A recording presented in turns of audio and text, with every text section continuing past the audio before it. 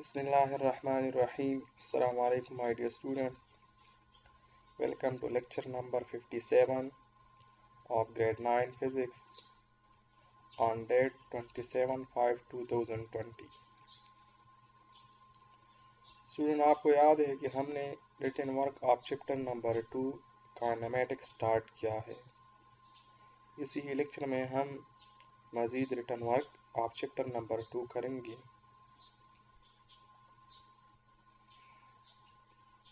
आज हम written work question number 7 का करेंगे। क्वेश्चन नंबर 7 क्या है? Graphically explain no motion at all. Graphically explain करें मोशन जिसमें मोशन नो। हमारे साथ मोशन विद कांस्टेंट स्पीड और मोशन विद कांस्टेंट स्पीड के साथ एक्सप्लेन करें मोशन विद वेरिएबल स्पीड। और वो मोशन जिसमें हमारे साथ स्पीड वेरिएबल हो, वो मोशन जिसमें हमारे साथ स्पीड कांस्टेंट हो, और वो सिचुएशन भी एक्सप्लेन करें जिसमें हमारे साथ मोशन न हो। तो स्टूडेंट, रिटन वर्क का तरीका आपको याद है कि क्वेश्चन को आपने ब्लू मार्कर से राइट करना है, फिर इसको पेंसिल से अंडरलाइन भी करना है। तो यहाँ पे भी आप देख रहे हैं कि मैंने क्वेश्चन को ब्लू मार्कर से लिखा है। फिर इसके बाद नेक्स्ट स्टेप क्या होता है? माइंड मैप बनाना। अच्छा, इसका जो माइंड मैप है हमारे साथ कि ग्राफिकल मोशन हम एक्सप्लेन करते हैं। तो जब हमारे साथ मोशन न हो मीन तो इसमें हमारे साथ जो डिस्टेंस है, इसमें जो चेंज आ रहा है वो ज़ीरो है हमारे साथ, सही है। तो चेंज इन डिस्टेंस ज़ीरो है तो मीन कि इसका जो स्लोप है वो हमारे साथ ज़ीरो है, सही है। तो इसका स्लोप क्या है? हमारे साथ ज़ीरो है। तो इसलिए जब हमारे साथ किसी भी ग्राफ का स्लोप ज़ीरो आता है तो वहाँ पे हमारे साथ मोशन नहीं होगी। अच्छा, दूसरा जो है हमारे साथ वेरिएबल स्पीड है।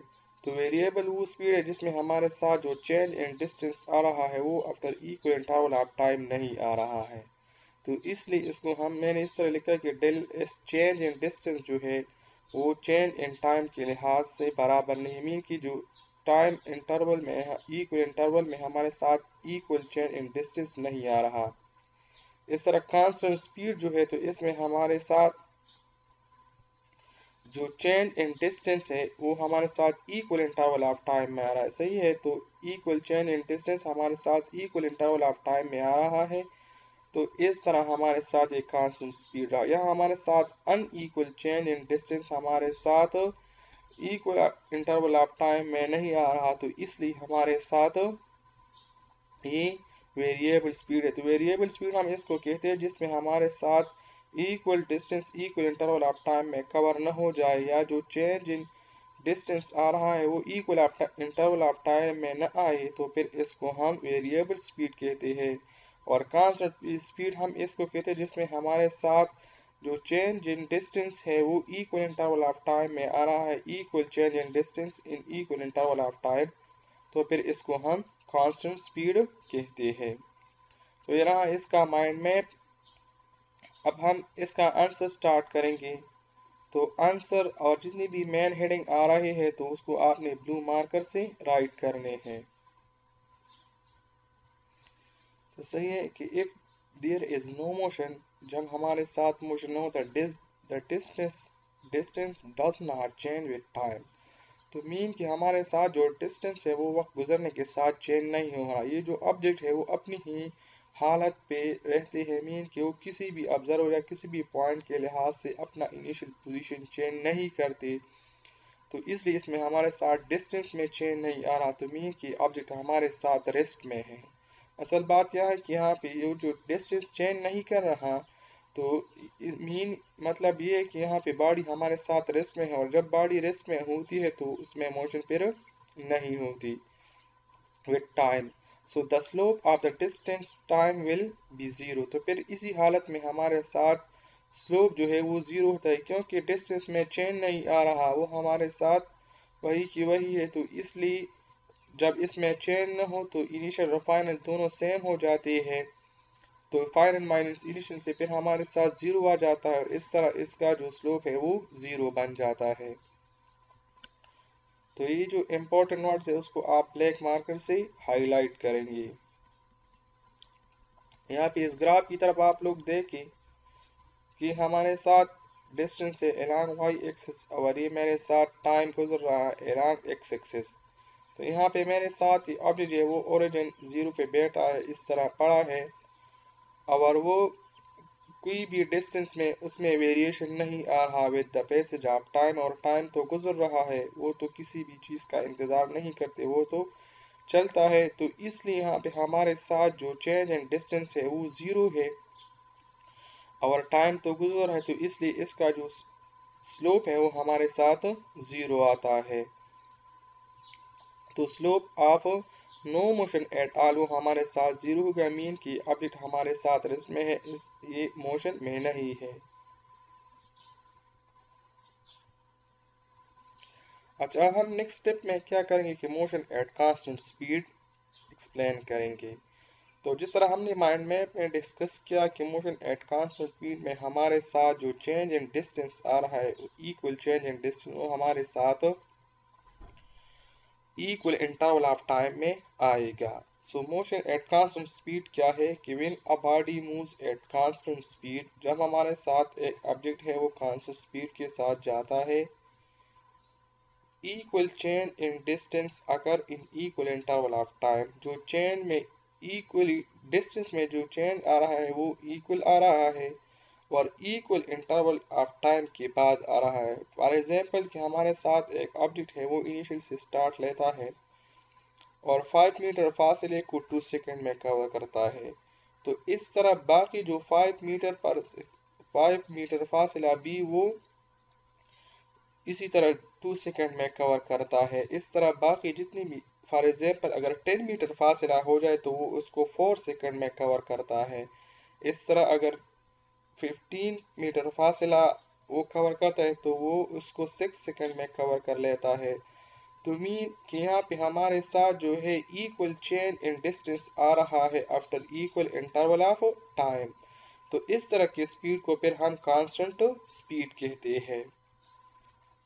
The higher is the slope the greater is the speed, जितना एक किसी भी ऑब्जेक्ट का स्लोप हाई हो इतना ही इस ऑब्जेक्ट का स्पीड हमारे साथ ज़्यादा होगी। तो मीन की बात यह है कि स्पीड ऑफ द ऑब्जेक्ट जो है वो हमारे साथ स्लोप ऑफ द ग्राफ पे इन्हिसार करता है। जितना एक ऑब्जेक्ट का हमारे साथ ग्राफ में स्लोप बड़ा आ जाए, हाई आ जाए, तो उतना ही इसका हमारे साथ स्पीड ज़्यादा होगा। यहाँ पे इसकी ग्राफ की तरफ आप देखिए कि ये मेरे साथ देखिए, ये बिल्कुल स्ट्रेट लाइन सीधा ग्राफ है हमारे साथ और दोनों ही साइड से वो सेम पोर्शन उन्होंने छोड़ी है। तो मीन किया हमारे साथ इक्वल चेंज इन डिस्टेंस आ रहा है after equal interval of time. तो इस तरह की स्पीड को फिर हम कांस्टेंट स्पीड कहते हैं। इस तरह मेरे साथ एलांग वर्टिकल एक्सिस जो है वो एस है, डिस्टेंस है, और एलांग हॉरिजॉन्टल एक्सिस जो है वो टाइम टी है। तो स्लोप हमें इस तरह हासिल होता है कि change in vertical axis divide by change in horizontal axis. तो यहाँ पे हमारे साथ डिस्टेंस है वही हम डिस्टेंस लेंगे और इसको जितने टाइम में उन्होंने कवर किया है वही टाइम लेंगे, तो उस टोटल डिस्टेंस को हम इस टोटल टाइम पे डिवाइड करेंगे, तो इस तरह इससे हमारे साथ स्लोप आ जाएगा। और स्लोप यह हमारे साथ इस बाई टी के बराबर है, मीन के vertical axis divide by horizontal axis. तो वर्टिकल पे मेरे साथ डिस्टेंस एस है और हॉरिजॉन्टल पे टाइम टी है, तो एस बाई टी, और हमें पता है फ्रॉम डिफिनीशन ऑफ स्पीड के एस बाई टी हमारे साथ स्पीड के बराबर है। तो इसलिए यहाँ पे इसका जो ग्राफ है वो हमें स्पीड देता है और कांस्टेंट स्पीड देता है, क्योंकि यहाँ पे हमारे साथ इक्वल चेंज इन डिस्टेंस वो हमारे साथ after equal interval of time आ रहा है। तो इसलिए इसी हालत में हमारे साथ जो स्पीड है वो कांस्टेंट स्पीड है और इस ऑब्जेक्ट का मोशन है वो विद कांस्टेंट स्पीड है। अच्छा, जिस तरह हमने डिस्कस किया कि किसी भी ऑब्जेक्ट का स्लोप जितना हाई हो इतना ही इसका स्पीड ज़्यादा होता है। तो in figure below body A has greater speed slope than body B. यह जो फिगर है इसमें आप देखते हैं कि इसमें हमारे साथ ये जो ऑब्जेक्ट ए है इसका स्पीड और स्लोप दोनों ज़्यादा है बॉडी बी से, क्योंकि अगर आप देखें तो ये हमारे साथ ज़्यादा डिस्टेंस कवर करता है लेस टाइम में, तो इसलिए इसका स्पीड ज़्यादा है। सही है। तो मीन कि आपके साथ यहाँ अगर हम देखें तो वो ज़्यादा डिस्टेंस कवर करता है लेस टाइम में, तो इसलिए इसका स्पीड हमारे साथ बी से ज़्यादा है। अगर बी के बनिस्बत हम देखें तो वो कम डिस्टेंस कवर करता है ज़्यादा टाइम में, तो मीन कि बी के लिए हमारे साथ जो स्पीड है वो कम है। तो इस तरह ए जो है वो हमारे साथ हाई स्पीड के साथ जाता है रेदर देन बी। मतलब क्या है कि यहाँ पे ए ने ज़्यादा डिस्टेंस कवर किया है लेस टाइम में, बी ने ए की बनिस्बत कम डिस्टेंस कवर किया है ज़्यादा टाइम में, तो इसलिए हमारे साथ ए ऑब्जेक्ट जो है वो हाई स्पीड के साथ जाता है रेदर देन बी।